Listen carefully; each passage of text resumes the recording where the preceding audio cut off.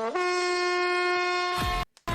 Daily is daily Vikings entertainment. You just want the Vikings to win a Super Bowl before we die. I will ride with this group. Seriously, man.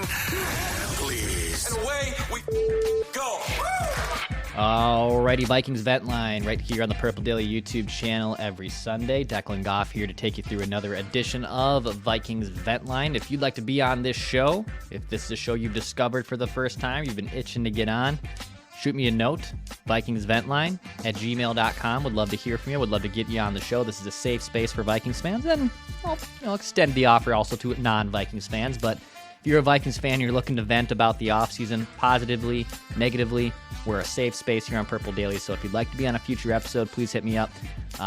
Vikings Vent Line is every Sunday on the Purple Daily YouTube channel. And then during the regular season, after every Vikings game, Mackie, Judd, and myself immediately jump on here to talk about the game. So that's the full season edition. But in the off-season edition, I still like to host one weekly just to get a vibe from Vikings fans to see what is going on and how they feel about the draft, the off-season, the upcoming season.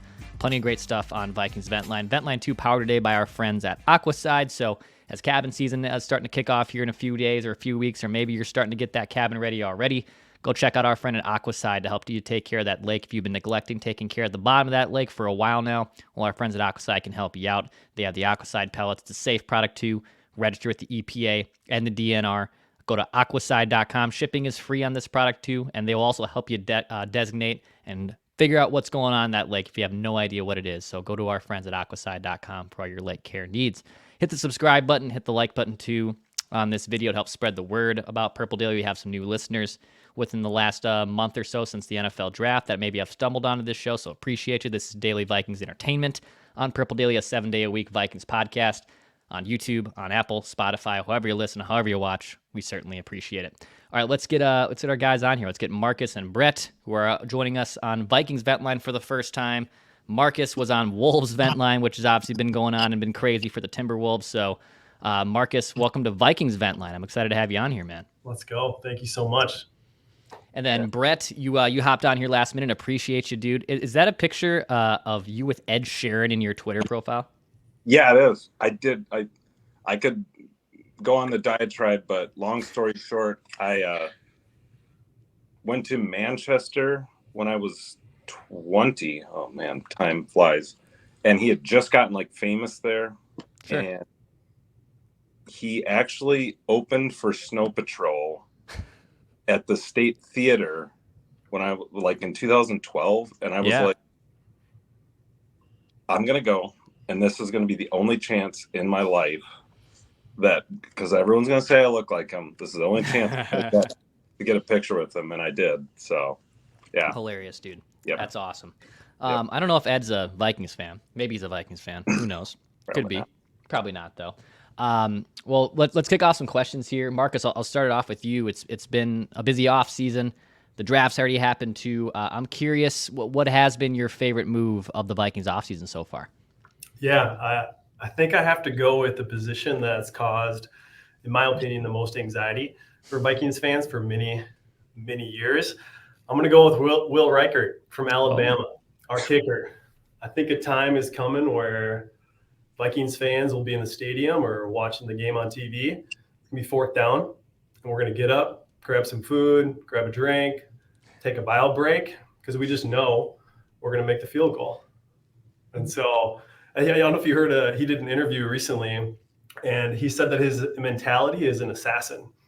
And then Dallas Turner, who is his Alabama teammate, also said that he's a cold-blooded sniper. So I think he's going to be our babyface assassin. So that's what I'm most excited about so far from the offseason.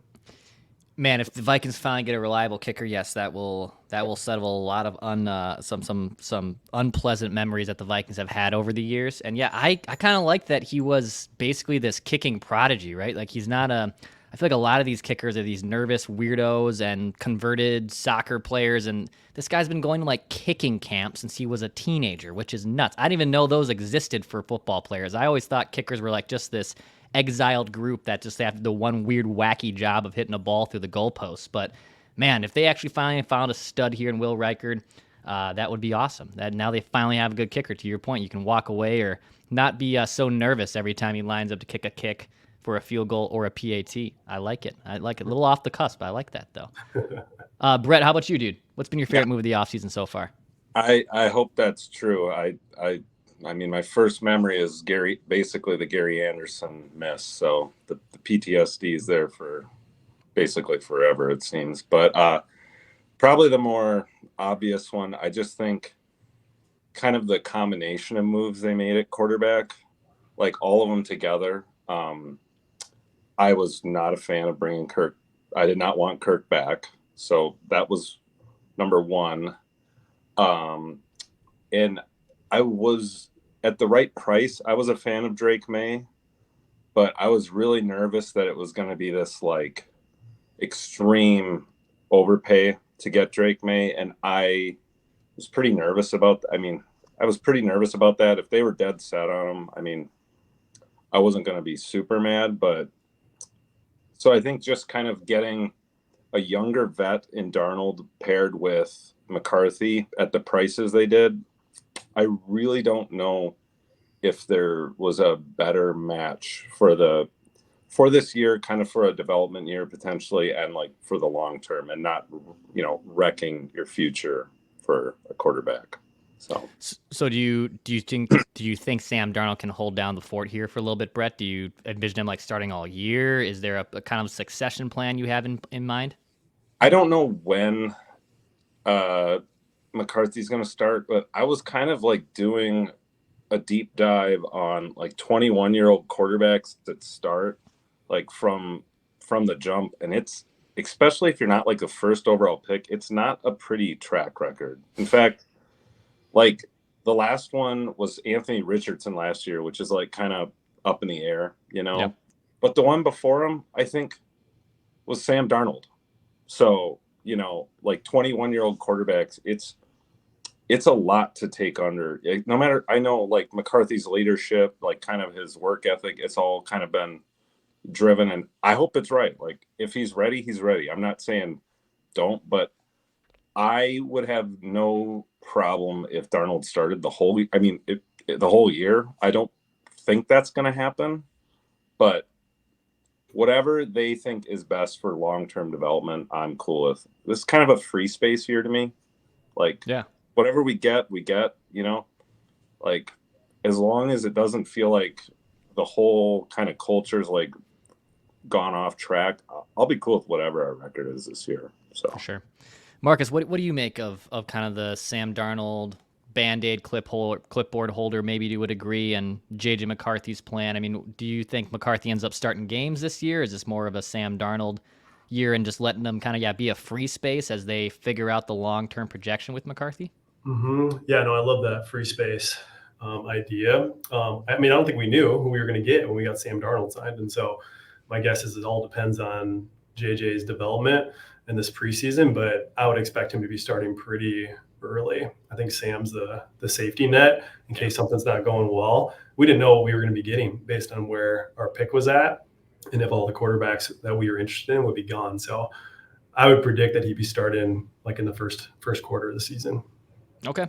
Yeah. I wonder how long, if they get off to a poor start, we'll hopefully figure out the schedule this coming week, and I wonder how long that leash will be. And probably also training camp and all the practices that they're going to have here in the summer and preseason stuff. That'll probably also dictate where JJ McCarthy is at in terms of his development, because this might be a project, and that's where I'm trying to just be a little. I know a lot of Vikings fans see 10th overall pick, first round pick, future QB. I'm all for that too, but this might be a slow play. To Brett's point, 21-year-old quarterbacks, it's rare some of them can just step in and just be studs. It honestly doesn't happen. So I think that you got to be just careful with how you develop them.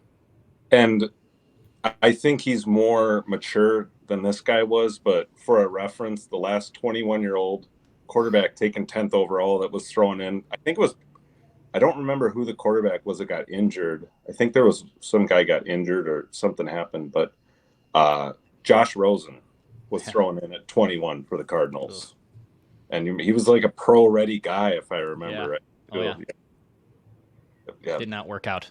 Did not work. And he ended up being a Viking. He was on the Vikings practice squad 2 years ago, I think, towards the end of the year. So, yeah, big fall from grace from him. Hopefully, JJ does not end up like a Josh Rosen. That would not be good. Taking a look at the NFC North boys. So, Packers obviously kind of surprised everyone, made a divisional round. The Lions were on the doorstep of going to the Super Bowl. Brett, where do you kind of serve up the Vikings in the NFC North? Where do you kind of have them in the pecking order of the best teams in the division? You know, I think I'm gonna go fourth out of four, like a strong four, if that makes sense. Like, I'm not sold on the Lions and the Packers holding quite the level of play they did last year, but I still think that's enough to be better than what the Vikings have on paper, right? And the Bears' improvements, I just think objectively they're just a little bit better with like kind of the holes they filled, especially on offense. Like, you know, if you're comparing Brandon Powell versus Roma Dunze, yeah, and you know, JJ McCarthy / Sam Darnold versus Caleb Williams, no matter what you think of all of that. And then you're, at least for the first month, probably looking at Cole Kmet and Gerald Everett versus Josh Oliver and Johnny Munt. Like, yeah, it just feels like on paper, you never know how it like materializes, but on paper, I just see them as a little bit better right now, especially for the first like 6 weeks, you know? So I'm going to have to say fourth out of four, okay. but it's a strong four. Okay. Yeah, I mean, if the Bears figured it out with Caleb and all these, you know, players they've drafted also sign in free agency hit, yeah, the Bears could be dangerous. It's still a big question mark, but yeah, their ceiling is obviously very, very high. Marcus, how about you, man? I mean, do you look up at the NFC North and you just see too many juggernauts in front of the Vikings? Are they fourth? Where do you kind of have the Vikings and the rest of the NFC North? Yeah, I think it's going to be a dogfight. I mean, every season it usually is, and I think it's going to be even more intense this year. So I'd say number 4 is going to be Packers. I think they'll fizzle out after their hot start or hot second half of the season. I mean, I think Bears are number 3, and I think the difference is going to be coaching. And I think seeing those two battle rookie quarterbacks in those two matchups of the Vikings is going to be fun. So I have the Vikes maybe a little bit optimistically at number 2 is what I'm thinking. All right. Yeah. I mean, do you think the Lions? So you still have the Lions then as that number 1 team in the North? For sure. Yeah. Yeah. It's amazing what's happened there with Dan Campbell and whatnot. I don't know. I think there's probably some regression. I do think the division, though, to have both your guys' points, it's a really competitive division. You know, like it's hard to really, the Lions are the favorite, but it's hard to figure out who's second. Like, it really is. I know the Packers had a nice run of the divisional round and they're never bad, but if the Bears hit their ceiling, maybe the Vikings strike gold and, you know, stay relevant under Kevin O'Connell with Sam Darnold or JJ McCarthy is, you know, the future at QB, and he just takes them and runs with it. It's wide open, I think, after the Lions, and regression always happens in football too. So going to be a great division this year, and I'm excited to see where the Vikings finish. Which games, Marcus, are you really looking forward to the most this season? So the Vikings do have the extra home game. Which game are you really looking forward to for the Vikings this year? Yeah, no, I'm excited to see the schedule come out next week because I think it's really going to depend on who we have at what point in the season. But I think I'm getting most excited. Usually divisional games, just like, oh man, it's going to be so intense. I'm not looking forward to it. But this year I'm looking forward to it more than I have in a long time. So I'm saying both the Bears games, depending on where they fall in the season, seeing 2 rookie quarterbacks duel it out and just seeing their development, assuming, Brett, that we got McCarthy playing it all this year. If not, then this Viking season is going to feel very different. I'm cool with whoever. I'm hoping it's McCarthy, though. Yeah. Mm-hmm. But those Bears games, it's just going to be fun to see their development, and the difference between the first matchup and the second matchup in the season will be really fun. Absolutely. Yeah. They've kind of rearranged the schedule to the point where they always do like now these divisional games, at the end of the season. We saw it the last few years with the extra games. So I am curious what one the Vikings will get. We saw them with the Lions last year to a degree, and man, yeah, the difference and idea that the Bears are finally clicking and have their future QB. I mean, that could be running the NFC North for years to come. Last year's game against the Bears at home was just such a dud. I mean, it was a grind. It was a Sunday night football game, and it just, it was, I believe that was the nail in the coffin of Dobbs mania, right? I believe that was kind of the last strike. Wasn't a fun. I love the Dobbs high, but it came crashing down. That Moon Man came crashing down pretty hard. Brett, what game are you looking forward to the most, man? Or games are you looking forward to the most this year? Yeah. Speaking of the Bears one, that was the one game I chose to go to last year. So that was not fun. This year, I think the two I'm looking the most forward to are I feel it's like obvious, the Falcons one, just with the whole storyline of Kirk or maybe Penix coming. Imagine you could have never scripted it, but imagine in some world where it's a NCAA championship rematch, Penix versus McCarthy, Falcons versus Vikings. Dude, I never even thought of it till right now. That's a good point. Out of that like a while, I'm like, who would have ever imagined that could have ever been on the table? But probably won't be. But no matter who's quarterback for each team, I'm excited to see how that plays out, especially at US Bank. And then I think the Texans one too is kind of interesting. I think that's going to probably be the London one, right? Yeah, that's kind of what I've heard too, that it's going to be the London game. Yeah. Just kind of like so many players back and forth between the teams, and now Diggs thrown in there too. So just kind of interesting to see how that one goes. So those are probably my two favorite I've seen. So yeah, it's nice they have the extra home game. I know they're going to have to face, the 49ers again at home, which was a fun game last year. But they have some softies there. They have the Colts, they have the Jets. The Cardinals we'll kind of wait and see a little bit. Maybe Kyler Murray's better and they're kind of back, but they have some softies on the home schedule, which should be good. But some road games here. I mean, going to Seattle's always tough. The Rams are always going to be a good team with Sean McVay. So, yeah, I mean, I think the Vikings over-under is 7.5 right now, which does seem pretty fair. I think that's probably where they should be. Maybe they're an 8-win team. Maybe they're, again, winning just 7 games. But going to be a fun schedule, and they get the extra home game. And, yeah, going to London, which should be an absolute blast. Usually it's always a lot of fun for Vikings fans to travel to. So, looking forward to it.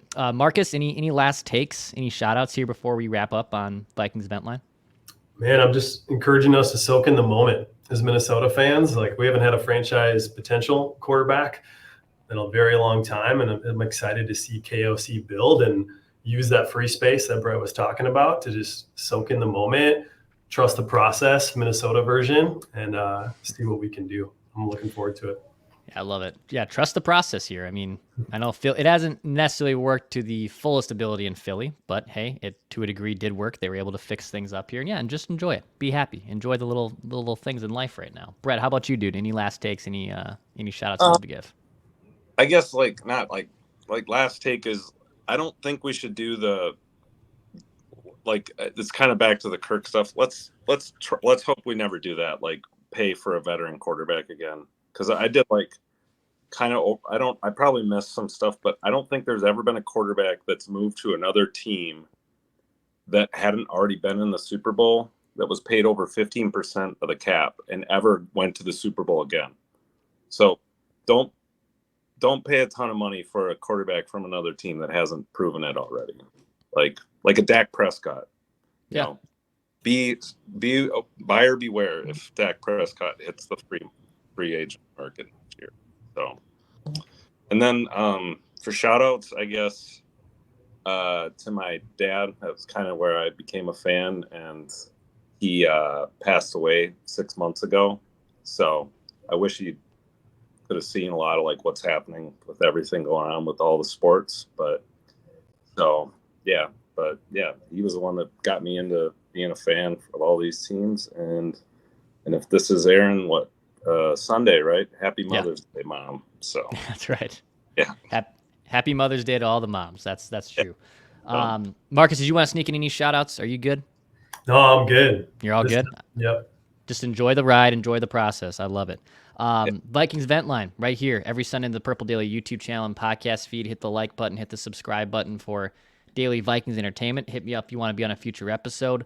Back at full strength on Monday with some rookie mini camp observations.